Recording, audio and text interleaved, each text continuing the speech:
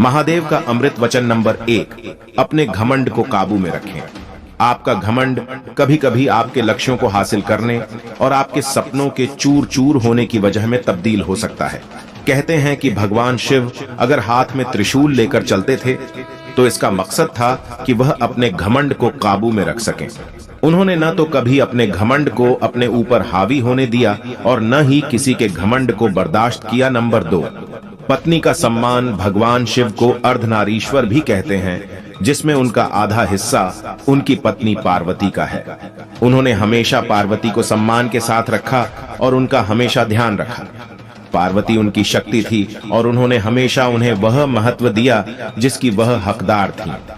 आप भी अपनी जिंदगी में अपनी पत्नी को वही स्थान दे जो भगवान शिव ने पार्वती को दिया था। नंबर 3, शांत रहकर खुद को नियंत्रित रखना। शिव से बड़ा कोई योगी नहीं हुआ। किसी परिस्थिति से खुद को दूर रखते हुए उस पर पकड़ रखना आसान नहीं होता है। महादेव एक बार ध्यान में बैठ जाएं तो दुनिया इधर से उधर हो जाए, लेकिन उनका ध्यान कोई भंग नहीं कर सकता है। शिव का यह गुण हमें जीवन की चीजों पर नियंत्रण रखना सिखाता है। नंबर 4, जुनून विनाश की ओर ले जाता है। भगवान शिव हमेशा हर तरह की इच्छाओं से दूर रहे। उन्होंने कभी किसी चीज को हासिल करने का जुनून नहीं रखा। उनसे एक सच आपको सीखने को मिल सकता है कि इच्छाएं हमेशा जुनून की ओर ले जाती हैं और जुनून कभी कभी आपके विनाश की वजह बन सकता है। नंबर 5, नकारात्मक माहौल को हावी मत होने दें। भगवान शिव को विष का पान करने की वजह से नीलकंठ नाम मिला था। समुद्र मंथन से निकले विष को सिर्फ भगवान शिव ही अपने कंठ में रख सकते थे।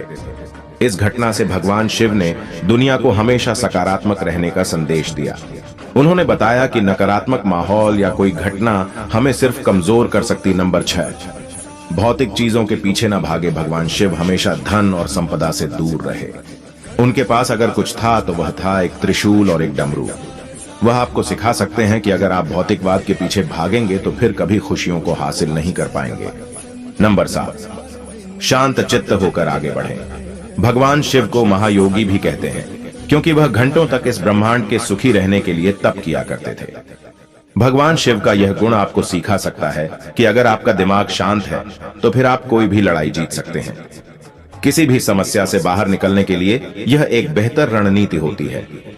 नंबर 8, आत्मनियंत्रण सफलता की कुंजी। एक अनियंत्रित मन और दिमाग आपको विनाश की ओर ले जा सकता है। जब तक आपका ध्यान भटकता रहेगा, आप कभी कोई युद्ध या लड़ाई जीत नहीं सकेंगे।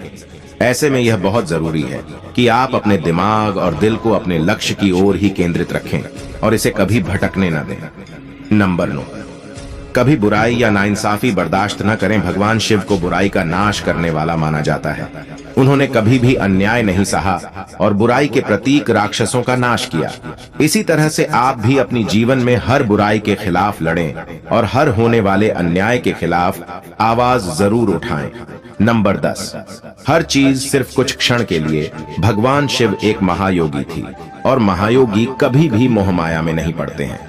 वह इस बात को जानते हैं कि जिंदगी सिर्फ कुछ पल की ही है और आज जो कुछ भी है वह कल कभी नहीं मौजूद रहेगा। जिंदगी में बदलाव आते हैं और हमें भी उन बदलावों को स्वीकार करना होगा। नंबर 11, नृत्य कला। भगवान शिव को नटराज या फिर नृत्य का राजा माना जाता है। हालांकि उनके नृत्य तांडव को दुनिया के विनाश का कारण माना जाता है, लेकिन यह भी एक कला है जो उन्होंने इस दुनिया को दी है।